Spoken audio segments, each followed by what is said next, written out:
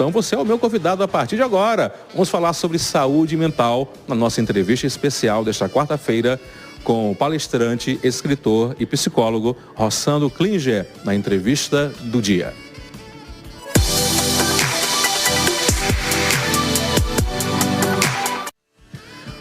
Rossandro Klinger, meu querido, boa tarde, seja bem-vindo ao nosso programa Diário News, aqui na TV Diário do Sertão. Tudo bem contigo, querido?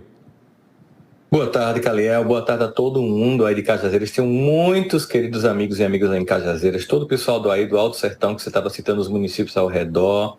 É uma alegria estar aqui para a gente discutir, não essa fórmula mágica que não existe, mas para a gente poder discutir algumas coisas que possam ajudar nesse momento que a gente se encontra a construir um pouco mais saúde mental. Maravilha. Para quem não conhece, o Rossandro é paraibano, é isso, Rossandro? Paraibano de Campina Grande. Maravilha. Você está aqui na Paraíba? Tô. Eu moro aqui, moro em São Paulo, mas hoje eu estou em Campina. Estava em São Paulo ontem, mas estou aqui hoje. Maravilha. Rossandro, como é que anda a saúde mental do brasileiro? Melhorou nos últimos anos ou vem piorando cada vez mais? Não, nós estamos entre os países que têm mais crise de ansiedade, que pessoas com depressão. Existe um quadro generalizado aqui de muitos eventos de saúde mental, de transtorno de saúde mental, infelizmente. Mas isso também talvez tenha a ver com o fato de que a gente tem colocado isso como uma discussão muito importante para todos nós aqui no Brasil e a gente tem estatísticas que outros países não têm. De todo modo, acho que não precisa ser nenhum psiquiatra, psicólogo, neurologista, psicanalista para perceber que nós vivemos um tempo na história humana, o que os alemães vão chamar em filosofia de Zeitgeist, o espírito de uma época que provoca muita ansiedade, muita angústia por tantas mudanças, por tantos conflitos, e isso gera um desgaste profundo que vai exigir de nós a construção de competências emocionais para enfrentar um mundo que é mais complexo do que foi, por exemplo, no passado. Então, todo esse contexto atual, tanto de super conflito político, mas ao mesmo tempo a gente vendo muitas crises em vários sentidos na fé de muitas pessoas, ao mesmo tempo vendo o acirramento de um conflito aí eminente entre China e Estados Unidos por causa de Taiwan ou por essa nova balança de poder global na geopolítica. Quando a gente analisa, mesmo o cidadão comum, ele é afetado pelo conjunto de coisas e circunstâncias que acontecem ao nosso redor. Inteligência artificial como o ChatGPT chegando para tomar tantos empregos, e é só o começo de uma grande revolução tecnológica. Então, tem tantas variáveis em jogo ameaçando nossa vida, nossa profissão, nos obrigando a se refazer, estressando todos nós, que de forma muito clara, muitos de nós está sendo afetado por tudo isso. Ô Rossandro, alguns pesquisadores e cientistas apontam que nós estamos vivendo uma segunda pandemia, não de Covid, mas uma pandemia de saúde mental. É verdade isso? Sim, inclusive era prevista mesmo antes da pandemia. Na verdade, do século XXI, quando eu comecei a fazer psicologia, na época, a gente lia o Anuário Abril da Educação, que era para ver quais os cursos que teriam tendência de futuro e tal. E estava lá, assim, entre os cursos que a partir do ano 2000 e tanto seria um curso muito requisitado, seria psicologia, porque o século XXI seria um século marcado por muitos transtornos emocionais, porque ali já se desenhava um mundo em que muitas tecnologias e muitas mudanças e uma população ainda maior, enfim, um encontro entre culturas que geraria estresse cognitivo de adaptação, como a gente está vendo, ia, digamos assim, reverberar na saúde mental das pessoas. Então, o que a gente está vendo hoje é sim uma onda de saúde mental, porque muita gente foi para casa, desaprendeu o convívio social, ficou próximo da morte, saiu enlutado, ainda está revoltado, muitas pessoas perderam tudo. Então tem tantas coisas que aconteceram nesse momento de exclusão, pais que não souberam lidar com os filhos, escolas que estão tendo que repensar a forma como acolhem novamente essas crianças. Então é um contexto de um evento que para muita gente impactou mais do que a gente imagina. Eu estava conversando com um amigo meu, que a gente é sócio de uma empresa lá em São Paulo, e eu dizendo para ele que a gente estava tão envolvido no lançamento dessa empresa durante a pandemia que meio que a gente não teve tempo de ser afetado mais seriamente, porque a gente estava com tanta entrega, tanta demanda profissional, que a gente via tudo acontecendo, mas estava lá tendo que fazer. Mas muita gente foi para uma espécie de vazio psicológico, para uma espécie de deserto emocional, e afetou de forma bem significativa muitas pessoas. Muito bem. O Brasil, ele tem uma característica bem peculiar, que é um país muito religioso e também místico. Tem muitas pessoas que, nessa pandemia e pós-pandemia, acabaram ou voltando para suas igrejas ou buscando um credo religioso como uma solução para as suas agonias ou conseguir enfrentar o deserto psicológico, como você falou. Até que ponto a religiosidade ou misticismo pode ajudar na saúde mental? Ou é importante que as pessoas saibam dividir o que é da religião, o que é do credo e procurar ajuda do especialista, no caso o psicólogo?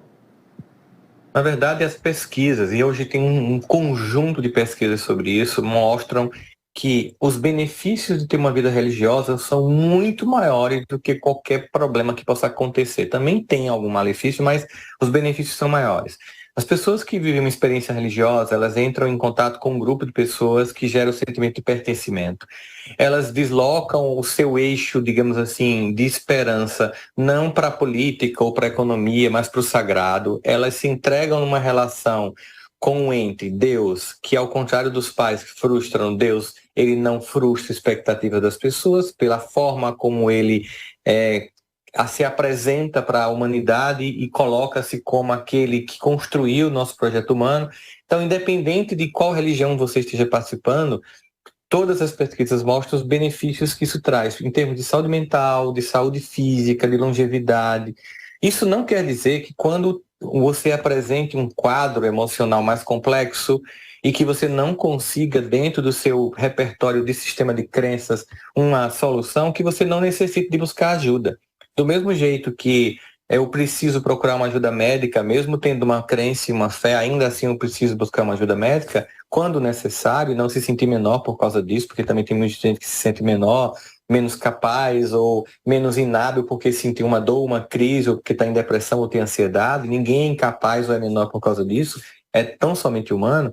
Quando você necessitar, é sempre bom procurar profissionais que possam te ajudar a sair mais rapidamente de qualquer um desses transtornos que você possa estar apresentando, e é quem realmente é habilitado para fazer um diagnóstico correto e um tratamento sequenciado sobre o que você está buscando como uma solução para o seu problema emocional que está sendo apresentado ali. Rossandro, você já deu palestra, acho que por todo o Brasil e fora do Brasil, você tem muitas pessoas que atende, você conversa, é escritor. Você acha que ainda há muito tabu em relação à saúde mental e preconceito da população em buscar ajuda do psicólogo? Calil, tem cada vez menos, mas ainda existe. Né? Ainda existem pessoas que não buscam ajuda porque acham que é um sinal de fraqueza ou porque não acreditam na possibilidade de que esse profissional vá de fato ajudar você. Então, as motivações que cada pessoa tem para buscar ou não esse profissional de saúde são muitas.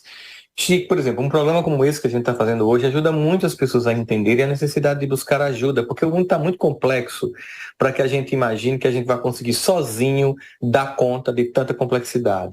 A gente busca ajuda com amigos, a gente busca ajuda no contexto familiar, a gente busca ajuda no sistema de crença do qual nós fazemos parte, nós buscamos ajuda nos profissionais que estão habilitados para nos atender em caso de uma coisa que precise de mais intensa profundidade e atendimento. Então, acho que quanto mais a gente falar sobre o tema, quanto mais as pessoas fizerem depoimentos sobre o quanto isso beneficia a vida delas, né? Eu tenho cursos que eu faço de desenvolvimento pessoal na internet, então mais de 10 mil alunos que já são contemplados e a gente sente quando conversa com eles o quanto isso tem ajudado no desenvolvimento emocional deles. Então, acho que saúde mental para mim nem é gasto, é investimento. Tudo que você pode fazer para que você se sinta melhor e mais capaz, isso é alguma coisa que vem contribuir para a vida a sua e de quem está perto de você. Como é que você avalia hoje a questão do Sistema Único de Saúde aqui no Brasil? Você acha que ele, nesse momento, está conseguindo suprir a necessidade da população que precisa desse cuidado na saúde mental, ou você acha que é preciso rever urgentemente as políticas de saúde mental no Sistema Único de Saúde em nosso país? A gente tem uma política que vem sendo revista já há muito tempo, que tem sido aprimorada, tem CAPS, tem muitos serviços, mas é óbvio que não é o suficiente para a demanda ou para a necessidade da população. Há mais gente procurando assistência psiquiátrica e psicológica do que profissionais e serviços capazes de atender essas pessoas. Ainda também é uma concentração no SUS de ser uma procurar muito mais ser curativo do que ser preventivo. E saúde mental é muito preventivo. Então, não é somente quando você está mal, emocionalmente frágil, que você procura um profissional de saúde mental. Você também procura para se fortalecer, para robustecer suas competências e até para aprimorar o que já está dando certo. Então, a mesma vez que você procura um especialista médico ou médica para evitar uma doença ou até para fortalecer a sua saúde, você também pode procurar só quando está doente. Então, profissionais de saúde não devem ser procurados tão somente em crises, mas também para evitar que elas aconteçam. E o sistema de saúde, o Sistema Brasileiro de Saúde, o SUS, ele de fato ainda deixa a desejar no sentido de que a oferta é muito menor do que a necessidade. Mas é claro, isso não acontece somente com profissionais de saúde mental, acontece também com a saúde de um modo geral. Rossandro, quais são os principais sintomas, digamos assim, de que eu preciso urgentemente cuidar da minha saúde mental? Quando você começa a sentir que os recursos que você tem para enfrentar os problemas que você está enfrentando não estão sendo suficientes, que tudo que você está fazendo está esgotando profundamente, você está aí com alguns sintomas, ou de burnout, ou de esgotamento, ou de estresse agudo que está se aprimorando, e se você não cuida disso, pode desencadear um sintoma como pânico, síndrome do pânico, ou então sintomas depressivos. Quando a gente sente esses recursos se esgotando, a gente precisa procurar ajuda para poder identificar o que não está funcionando, qual foi o tipo de aprendizado que eu tive que hoje não responde àquilo que eu estou vivenciando. Nem sempre o que funcionou para os meus avós e para os meus pais vai funcionar para mim.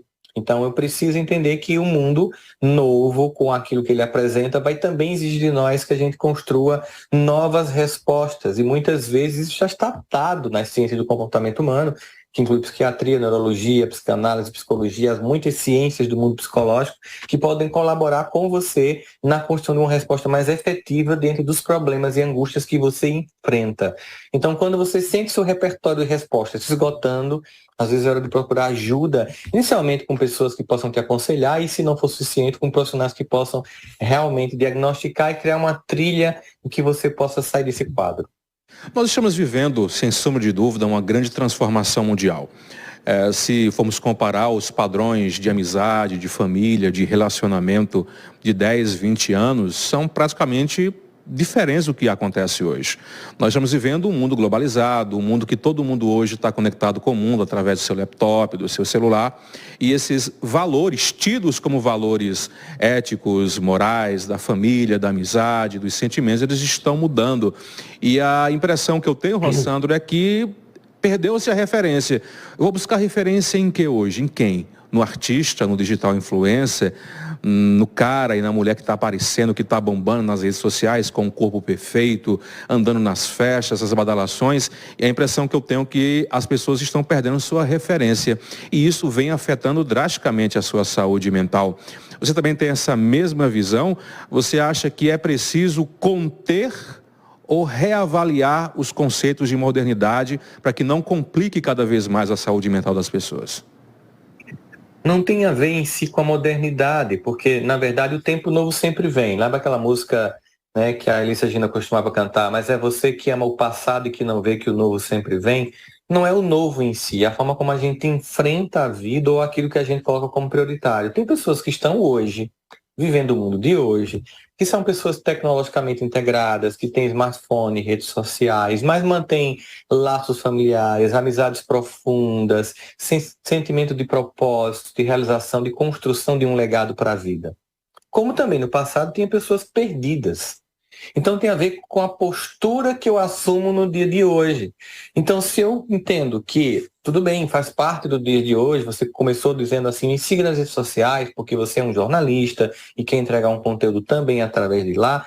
Do mesmo jeito que tem um monte de gente falando um monte de abobrinha ou não acrescentando absolutamente nada nas redes sociais, tem muita gente contribuindo, levando conteúdo de qualidade. Tem a ver com a escolha que eu faço, de quem eu vou seguir e que referência eu vou ter para a minha vida. Mas, centralmente, uma coisa fundamental é que as pessoas mais importantes da nossa vida já estão do nosso lado. São as pessoas que nos forjaram. São nossos pais, avós, irmãos, tios, tias, vizinhos, amigos de infância. Essas pessoas são as mais importantes. Pode ter trauma, pode ter angústia, pode ter alguma mágoa. Bom, isso acontece em qualquer família. E você vai lá, como um ser humano adulto, e tenta ver o que é possível mudar, quais referências você pode alterar, mas de um modo geral nós estamos aqui na vida para sermos construídos por esse social, por esse coletivo. Nós somos o resultado dessas dores e desses amores, né? Então, quando você olha para esse mundo em que você se desenraiza, em que você acha que a família não tem importância, que tua avó não tem mais nada para contribuir, que seu pai não merece mais ser escutado, e você acha que quem vai te dar uma orientação para a vida é alguém que você está seguindo na internet, aí você fez uma escolha de se tornar uma pessoa perdida e sem bússola, buscando uma pessoa que está apontando um caminho que pode ter funcionado para ela, mas não necessariamente é o seu caminho. Então, se trata muito mais da forma como eu vivo a experiência ontem ou hoje do que o presente. Claro, não há como negar que a modernidade traz suas angústias, assim como, por exemplo, o século XVIII trouxe suas angústias, o XIX trouxe suas angústias, e esse século, obviamente, com a velocidade que ele muda as coisas, com a intensidade disso, e com o conjunto de tecnologias que nos cercam, que é algo realmente muito novo, redes sociais é algo muito novo nos dias de hoje, ainda a gente está vivendo, digamos assim, os impactos que isso tem provocado na nossa vida, e muita gente ainda não aprendeu a lidar com isso. Mas a humanidade, ela é aquela que também erra bastante.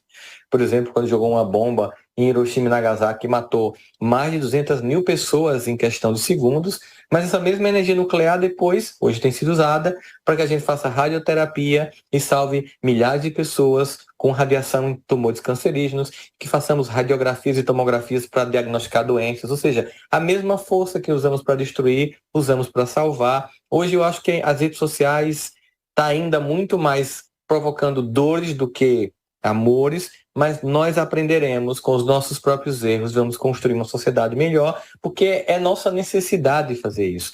E é claro que tem a ver com a escolha que nós estamos fazendo. Então, mesmo hoje, mesmo tecnologicamente integrado, eu posso manter aquilo que é essencial também, que são valores, famílias, lugar que faz com que você se sinta pertencente e importante.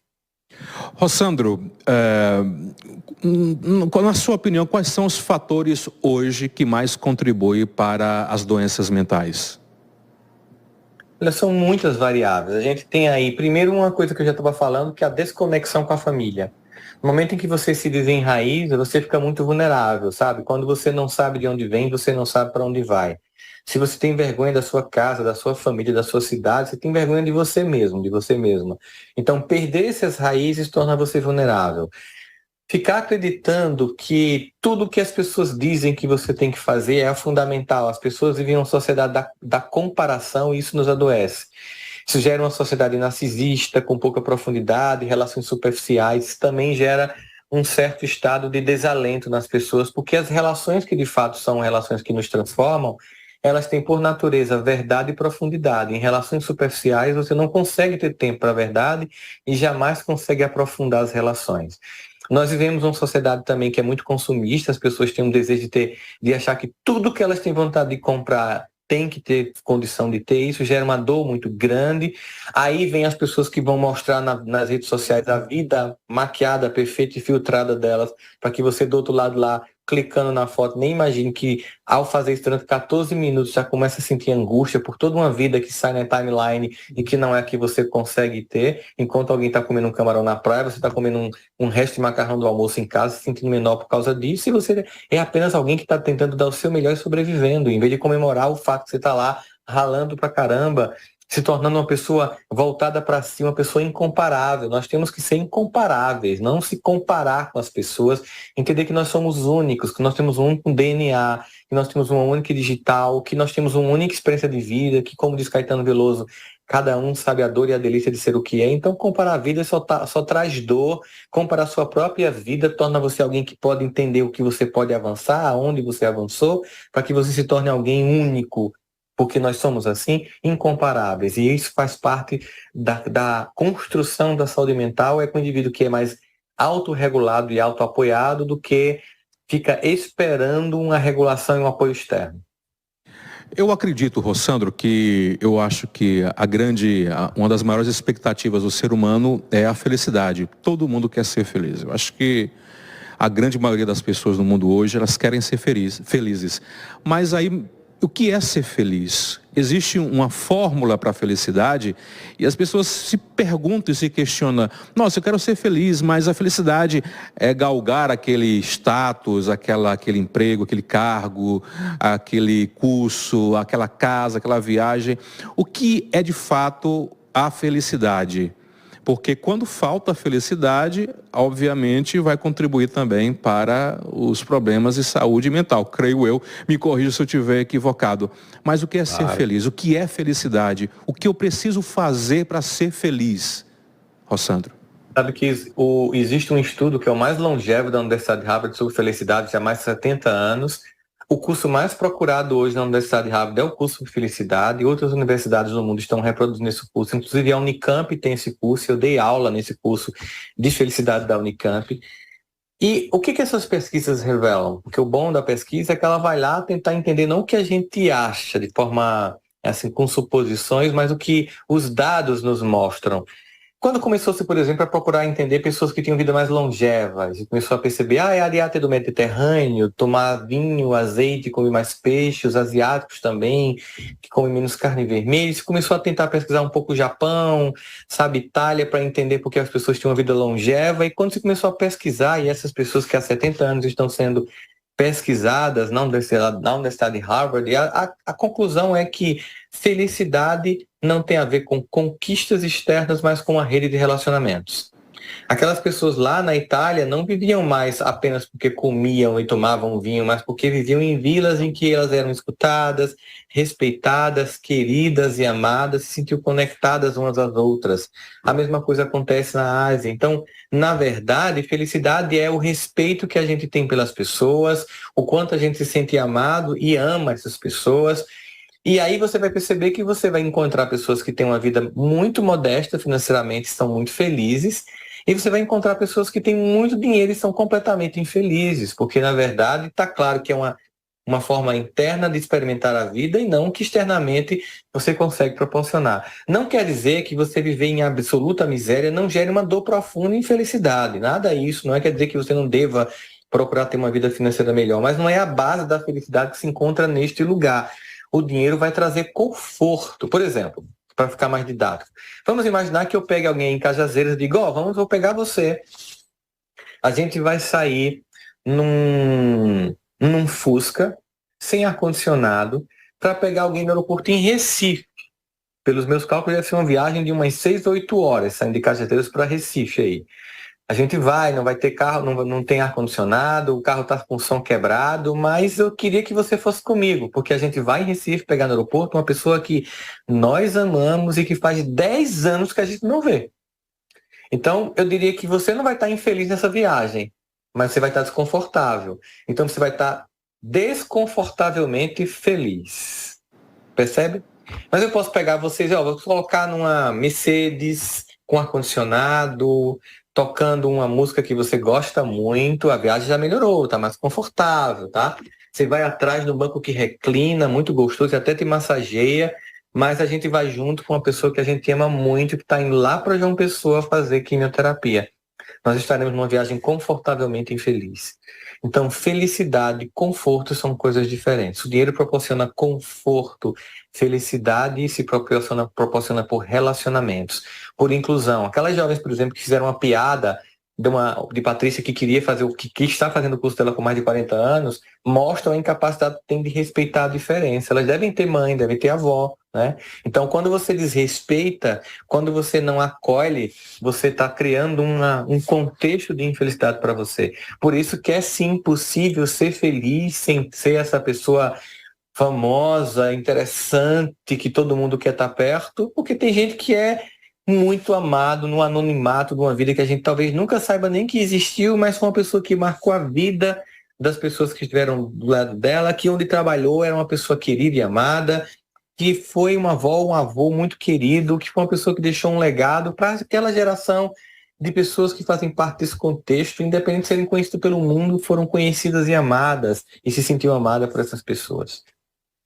Andrew, quando se fala em felicidade, a gente também não pode deixar de tocar na infelicidade. E a impressão que eu tenho muito, até pelas redes sociais, que está se pregando uma felicidade conquistável, material, que você tem que ser sempre feliz, sempre alto astral, você não pode sentir tristeza, sempre para cima. E me parece que esse excesso de autoestima e o não olhar para a dor vem complicando cada vez mais a saúde mental das pessoas. É exatamente isso, não olhar para a dor, negar a dor, não querer viver a dor, contribui para os distúrbios mentais e psicológicos? Profundamente. O nome que se dá a isso é, que hoje em dia as pessoas falam que é como se fosse uma euforia para a felicidade, né? Assim, você tem que estar sempre feliz, você não pode falar de dor, e isso gera um sentimento que você é fraco, porque você tem dia que você está mal, que você está ruim, que você tem dúvidas, que você tem angústia, né? Esse sentimento é o que chama-se de positividade tóxica. Você quer ser tão positivo, que você nega que na vida tem momentos que você precisa se refazer. Quando você, por exemplo, acaba um relacionamento afetivo, está muito mal, está precisando ficar chorando, vivendo esse luto, buscando apoio dos amigos, encontrando esse suporte. E aí tem gente que faz, não, vá lá, sai novamente, você não pode, levanta a cabeça, o que é isso? Não, tem a hora do luto, tem a hora de baixar a cabeça, de chorar, de se sentir acolhido, de se refazer os cacos para voltar para a vida. No momento em que você não faz isso, você volta para a vida afetiva. Nesse exemplo que eu estou dando, de alguém que acabou um namoro, um casamento, está mal, mas tem que fazer de conta que está bem, então você volta para a vida afetiva com todo esse buraco, esse vazio. Então você vai carente e termina encontrando uma pessoa que vai te fazer sofrer ainda mais. É preciso ter um momento de se acolher, de entender que errou e se aprender com isso. Porque sabe o que é que os fracassos nos lembram? Que foi por causa deles que nós alcançamos o sucesso. Foram esses fracassos que foram criando em nós habilidades, aprendizado e fazendo entender caminhos que não deveriam mais ser trilhados para que o resultado não fosse o mesmo, e foi corrigindo o nosso roteiro para que finalmente a gente conseguisse chegar no objetivo tão almejado. Então, talvez até o conceito de desgraça tem que ser revisto por nós. Talvez desgraça seja algo cuja graça eu não consigo ainda perceber porque estou assim, apenas registrando a dor. Mas quantas dores eu, você e muita gente que está nos vendo ou nos escutando, quando passou achou que seria intransponível, insuportável, e hoje consegue olhar para trás e pensar, se eu não tivesse passado por aquilo, eu não suportava isso. Ou seja, aquela dor que eu reclamei tanto me forjou competência para suportar esse mundo de hoje, que eu sei que é complexo. Então, assim, quando a gente olha para a felicidade, não é um estado de plenitude absoluta o tempo inteiro. É alguém que, inclusive, tem maturidade para enfrentar os dias difíceis da vida. Rossandro, você acha que, acharam aqui a dúvida, você crê que o ser humano naturalmente ele é um bicho carente? Somos. Nós temos necessidade de pertencimento. Nós somos o que somos pela rede de conexão que nós estabelecemos. Como diz a música, né, do Poetinha, é impossível ser feliz sozinho. Nós somos construídos para sermos gregários. Nós aprendemos a falar escutando alguém falar, nós aprendemos a andar vendo alguém andar. As pessoas que nos cercam, elas nos impressionam e nós as impressionamos também. Nós podemos estar aqui, daqui a 5 anos eu posso, de repente, na próxima viagem para Cajazeiras, pegar um Uber em Campina que voa para chegar até aí. Não sei.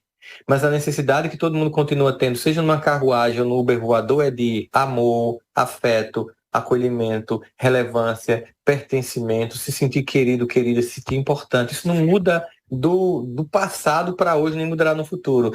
As necessidades humanas são as mesmas. Nós precisamos de sentir acolhimento, precisamos sentir que o que a gente faz é importante para as pessoas. Nós buscamos a construção de potências na nossa vida para que as pessoas reconheçam isso.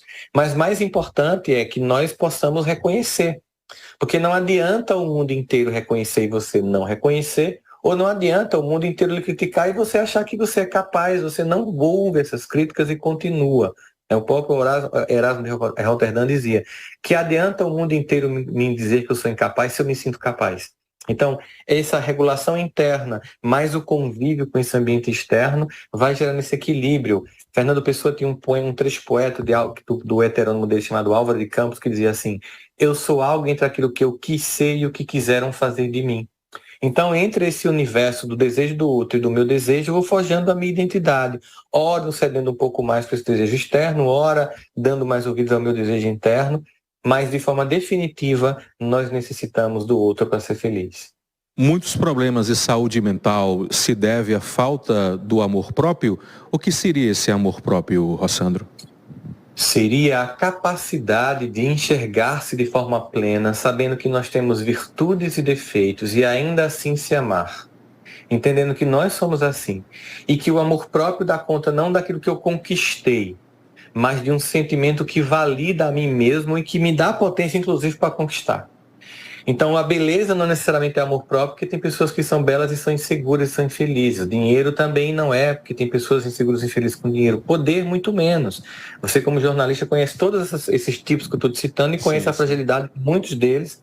E conhece pessoas comuns que são muito centradas, porque tem a ver com o recurso interno do indivíduo, a capacidade de orientar a própria vida. E a autoestima é algo que precisa ser treinado, construído e consolidado. Ela não vem com o tempo.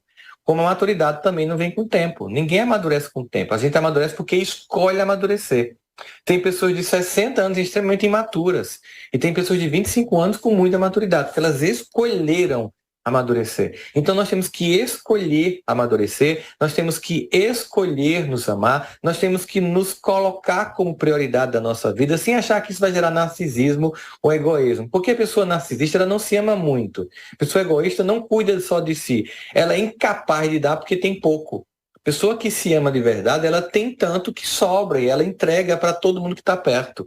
Ela é alguém que é capaz de chegar e agregar as pessoas e todo mundo sente falta quando essa pessoa não está. É diferente do narcisista e do egoísta, que quando não vai as pessoas sentem alívio. Talvez uma pergunta que a gente poderia se fazer para que ficasse mais didático na nossa vida é: o que as pessoas diriam no nosso velório sobre nós? Talvez seja a hora da gente mudar um pouquinho o roteiro para que a gente tenha boas memórias para deixar na vida das pessoas. Rossandro, segundo pesquisas, o Nordeste ainda continua no Brasil liderando os casos de feminicídio e violência contra a mulher. No Brasil, no mundo, mas o Nordeste, Norte e Nordeste ainda é bem peculiar nessa área. Os números ainda são muito preocupantes. E o público, a maioria das pessoas que assistem ao meu programa são pessoas do sexo feminino. E tem muitas mulheres que estão vivendo relações tóxicas, principalmente com seus companheiros.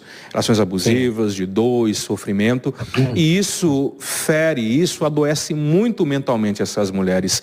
Quais são os conselhos ou o conselho que você daria a essas mulheres que estão sofrendo dentro de uma relação abusiva e tóxica e que não conseguem ter força para conseguir se libertar disso? Clélio, Calil, acho que a primeira coisa que a gente tem que dizer é que não se sinta culpada porque ainda não conseguiu sair. Não é fácil. Não se sinta menor nem incapaz porque ainda não conseguiu sair.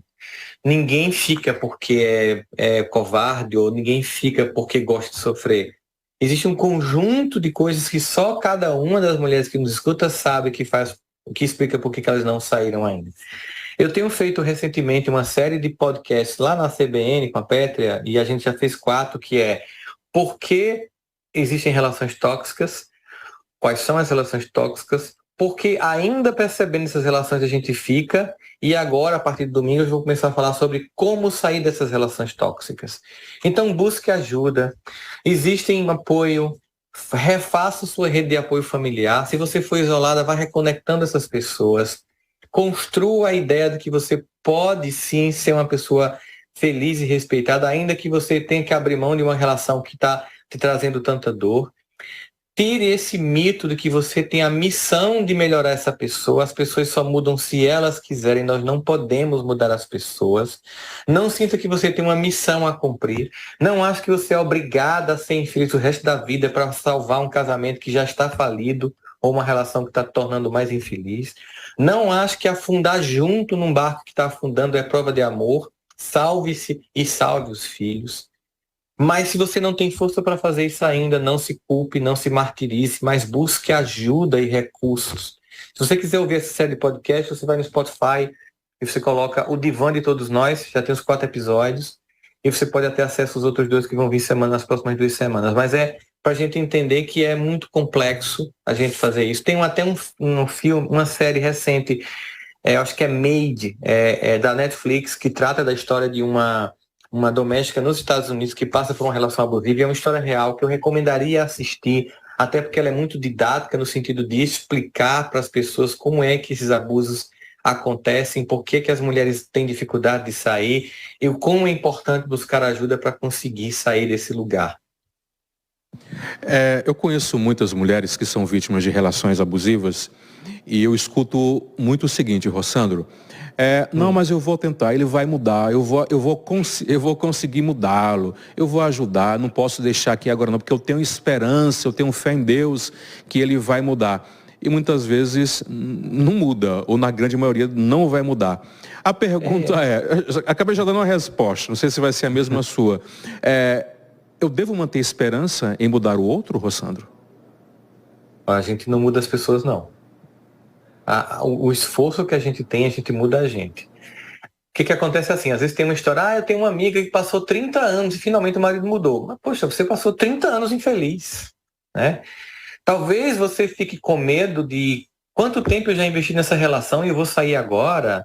Talvez você fique com vergonha de ser uma pessoa que vai estar sem um casamento e como você vai ser vista.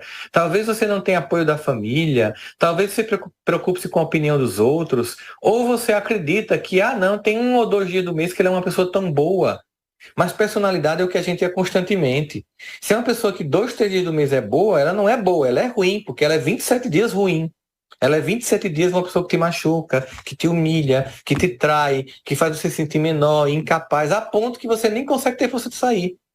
Então isso não é tudo menos amor. Como diz a música de Renato Russo, eu acho que isso não é amor.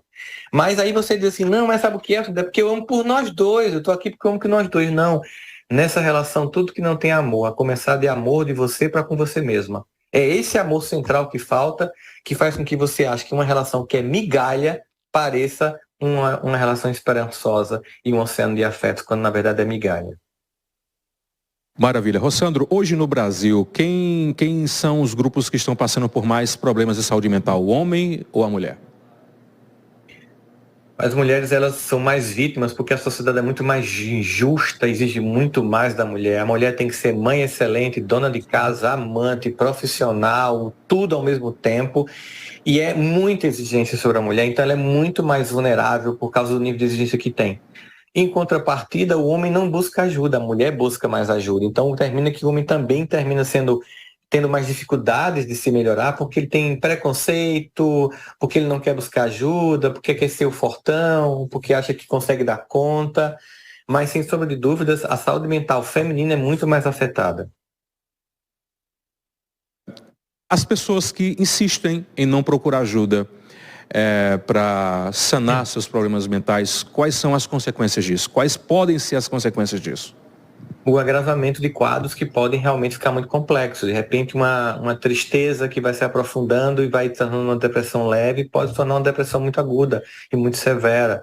E as repercussões disso são muito fortes. Um pânico, de repente, que você começa a ter medo de sair de casa, de repente você pode nunca mais nem sair de casa. Eu atendi um paciente que fazia 2 anos que não saía de casa. Começou com medo de ir na padaria.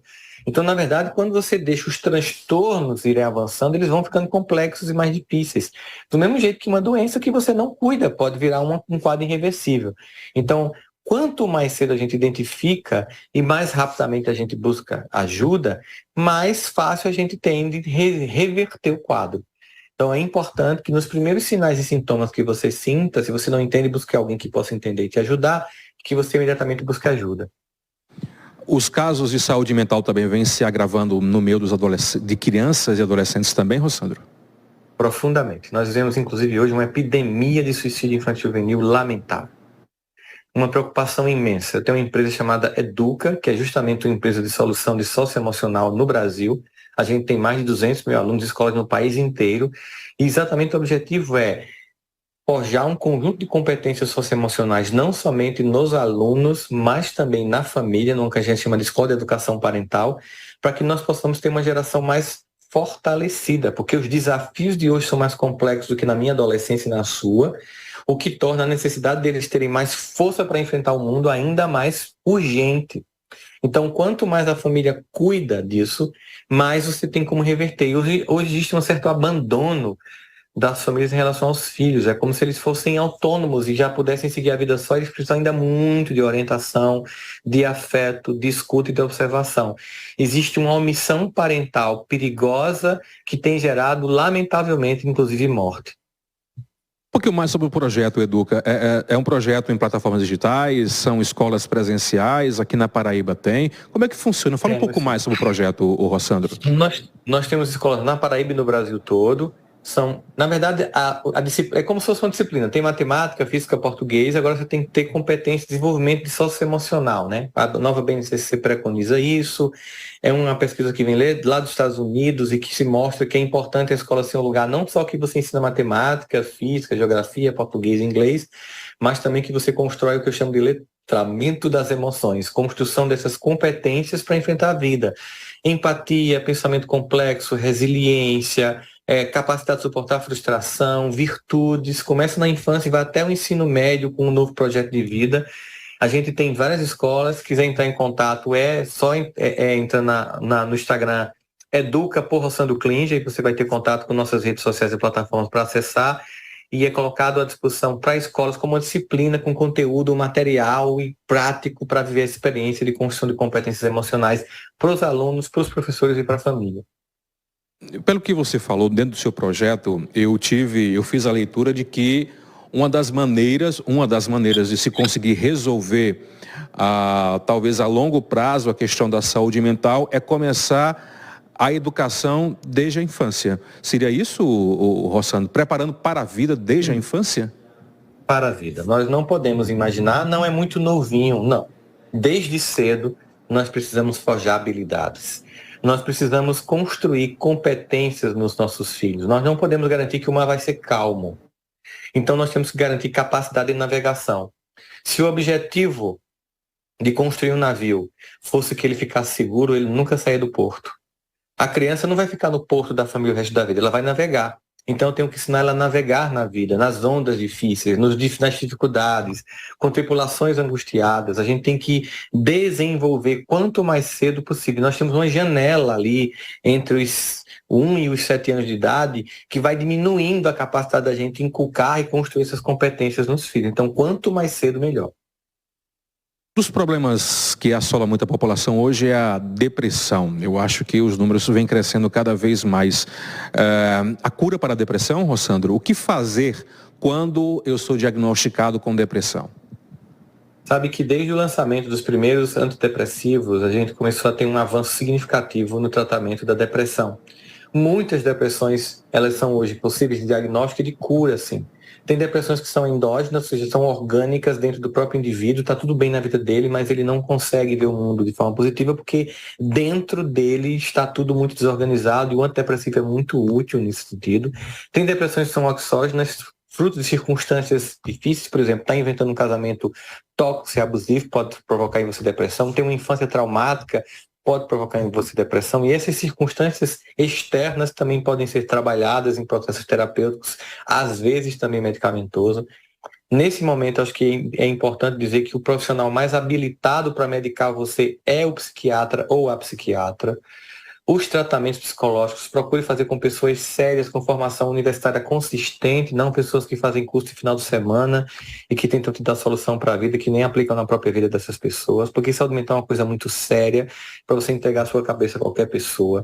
Existem recursos, tanto terapêuticos como medicamentosos, que ajudam a resolver a maior parte dos processos depressivos, mas tem algumas que são muito persistentes e que continuam ainda sendo motivo de estudos, porque se faz vários tratamentos e a depressão ela dá até uma arrefecida, mas volta intensamente. Então, cada caso é um caso, precisa de um diagnóstico correto para que você possa ter um tratamento também correto. Eu sei que tem muitas mensagens chegando aqui, mas eu não tenho como dar de conta de todas, e o Rossandro também está, nós estamos dentro de um tempo, mas eu escolhi essa aqui do Antônio Marcos de Oliveira, lá no chat, porque tem a ver com a pergunta que eu vou fazer agora. Ele diz o seguinte: já li o livro do Rossandro, eu escolho ser feliz. Como isso é possível em meio a tantos desafios em que somos testados? As 5 faces do perdão e Auto-Perdão são 2 livros que dialogam sobre a forma como devemos nos ressignificar diante do sentimento de culpa e de propor um novo olhar sobre nós e o outro Como fazer isso? É uma pergunta que o Antônio Marcos fala. Aproveito e já peço para você falar sobre os livros que você lançou, inclusive aí, né? Eu Escolho Ser Feliz. Esse Eu Escolho Ser Feliz, ele não é um livro que diz que a vida é uma vida feliz, é uma vida que diz que você tem que escolher viver de forma madura, né? Inclusive os momentos de infelicidade, de entender que a vida ela oscila e que quando você tem maturidade, essa oscilação te afeta menos, porque o externo afeta menos quando você está dentro equilibrado. Não é que você não vai ter dor, não vai ter dificuldade ou angústia. Escolher ser feliz não é viver num estado pleno de sorriso e felicidade, mas é viver cada momento naquilo que ele tem que entregar. Na hora que o momento é de dor, entender e vivenciar essa experiência de dor, porque ela está também te ensinando muitas lições. Aliás, nós sabemos que as lições mais importantes são nos ensinadas através da dor, que vai forjando em nós competências para que a gente finalmente consiga momentos de felicidade e sucesso. E conquiste coisas que a gente quer conquistar na vida em várias áreas. E entre essas conquistas está o perdão, que é o auto-perdão, que foi o primeiro livro que eu lancei, que é um livro que fala sobre a importância de você olhar para você com um olhar de compaixão e de perdão, com uma cobrança não destrutiva com culpa, mas com uma responsabilidade por mudança. As 5 Faces do Perdão, em que eu trato de 5 histórias clássicas em que o perdão é a grande resposta curativa para o indivíduo. Também tenho Escolho Ser Feliz. Lancei, durante a pandemia, O Tempo do Autoencontro, a necessidade do deserto das nossas vidas, que tem a apresentação do Washington Oliveto e tem comentários da Petra e do Alok, que são amigos queridos. Estou lançando um outro livro esse ano com a Lília Ferreira, a gente está prestes a publicar, e um outro que vai ser também com outra pessoa, mas que é surpresa, que a gente já está começando a escrever e vai ser muito legal. Para mim vai ser uma honra escrever um livro com essa pessoa, mas por enquanto é segredo, mas está vindo mais conteúdo aí para vocês. Eu sou curioso, não vou mentir para você. Você falou essa outra pessoa, dá só uma dica. Essa outra pessoa é de qual área? É psicólogo também? Se eu disser vai ser muito na cara. Deixa aí, é uma pessoa que é uma referência para muita gente no Brasil e é uma pessoa que eu admiro muito. Ficamos curiosos agora. Rossandro, as pessoas que desejarem saber, comprar o teu livro, está disponível em todas as plataformas, na Amazon, tem que comprar diretamente com você? Não vendo, não. É tudo na Amazon, nas editoras, eu não dou conta disso não. Mas pode ficar à vontade, está lá para acessar. E se quiser mais conteúdo, se quiser mais informações, as minhas redes sociais são para isso, produzir conteúdo de saúde mental e emocional. É só seguir lá nas redes sociais. Se quiser acompanhar o Cuidando da Alma, que eu faço todo domingo ao vivo, 10 da manhã, aqui de onde eu estou, domingo ao vivo, 10 da manhã, eu entro e falo 30, 40 minutos sobre um tema diferente, desenvolvimento emocional também. E todos esses Cuidando da Alma você também encontra no Spotify, lá no Spotify, Cuidando da Alma, você acha os 98 episódios que a gente já colocou no ar. A gente está perto de fazer 100, semana que vem será o número 99, no outro domingo será o número 100. Então aí conteúdo, estou aqui justamente para entregar e trazer para as pessoas o que toda a minha experiência como terapeuta, como professor, como escritor, possa contribuir para as pessoas se sentirem melhor e construir mais potência em suas almas. Sandro Klinger, enquanto palestrante, enquanto psicólogo, enquanto escritor, qual o seu sonho para o Brasil? Poxa, eu sonho que em algum momento as pessoas percebam que todas as respostas que nós buscamos em reformas políticas ou em reformas de previdência ou em reforma de legislação tributária, nenhuma delas vai dar o resultado que a gente quer se a gente não apostar profundamente na educação. A educação de um povo é que faz com que um país seja desenvolvido. Para o Brasil se tornar um país desenvolvido, nós temos que desenvolver a nossa população, dotando-as de capacidade, conhecimento e instrução. Sem isso, tudo vai continuar sendo um sonho, um voo de galinha, patinação, uma nação que tem tudo para acontecer e continua sem se tornar o que ela pode ser, e nós sabemos o quanto ela pode ser relevante no cenário global. Nenhum país do mundo se tornou importante no mundo sem educação. Nós temos a jabuticaba que é só nossa, mas nós não vamos criar um país relevante sem educação. Não vai ser possível. Rossandro, se fala muito em amor. Hoje é muito fácil dizer eu te amo. E desde os poetas, desde os filósofos, dizem que o amor tem o poder de curar tudo, de curar inclusive os problemas mentais. o que é o amor? É possível que o amor cure tudo, Rossandro? Você está fazendo uma pergunta para mim que foi respondida por tanta gente maior que eu vou me reservar o direito de citar, né? Acho que o texto cristão mais conhecido do mundo é a primeira carta de 1 Coríntios 13, que Paulo faz para a comunidade de Coríntios, né? Ainda que eu tivesse a língua dos homens, falasse a língua dos homens e dos anjos, quando Paulo coloca essa condição, ainda que, é como se ele desse uma voadora no pescoço da gente e dissesse, você pode ter tudo que você imaginar, sem amor, tudo fará em vão. E aí ele vai dar as condições de que o amor suporta, o amor preserva, o amor gosta da bondade, ele se satisfaz na verdade, não suporta a mentira. O amor está disponível para transformar o outro melhor, mas também disponível para estar para mim. Amar ao próximo como a si mesmo, uma das assertivas de Jesus, ou seja, no sentido de que o amor que eu entrego para o outro eu tenho que ter para mim. Então, se eu estou numa relação tóxica, eu não estou me amando. Parece que eu estou amando o outro, mas eu não estou me amando, então é um amor que não está funcionando. Amor é algo que torna a vida melhor, contribui, aceita, acolhe e faz você se tornar capaz. Encara a complexidade das pessoas e ama as pessoas sabendo que elas são imperfeitas, porque também nós temos que nos amar em nossa imperfeição, já que a perfeição não é um atributo do humano, é só do divino. E é nessa imperfeição que nós vamos aprimorando isso que nós chamamos de amor, que nós vamos construindo isso que nós chamamos de amor, e que não pode ser apenas uma abstração ou uma palavra, eu te amo, ou em inglês I love you, né, eu je t'aime, não importa. Eu preciso sentir, tem que ser palpável, tem que ser concreto. O amor tem que ser percebido nos gestos. Meu querido Rossandro, obrigado pela entrevista, obrigado pela atenção. Você foi muito gentil com a gente, super acessível, e espero que essa seja a primeira de muitas outras entrevistas futuramente aqui no nosso programa e aqui na TV Diário do Sertão. Em meu nome, em nome da TV Diário do Sertão, receba um imenso abraço bem apertado de toda a cidade de Cajazeiras, que tem muita gente que gosta de você, que elogia você, e também do Sertão da Paraíba, querido. Forte abraço, obrigado de coração. Eu que agradeço, Caleal, todo mundo aí de Cajazeiras, especial um grupo de amigos grandes que eu tenho, da Articleia, o pessoal que faz parte do lado dos idosos, que acolhe idosos aí em Cajazeiras. Então, um beijo no coração de todas as pessoas, essa cidade que ensinou a Paraíba a ler, que a gente lembre da educação e a importância dela como algo que é transformador em nossas vidas.